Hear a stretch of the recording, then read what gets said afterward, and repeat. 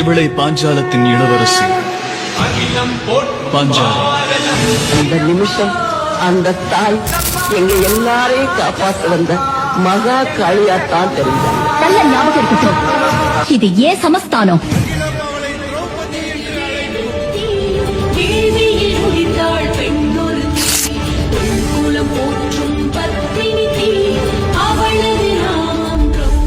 ஜக்கம்மா என்ன விரதம் ஏற்றாய் நீ அம்மா, நெஞ்செல்லாம் இறைவியாய் நின்றாய் அம்மா.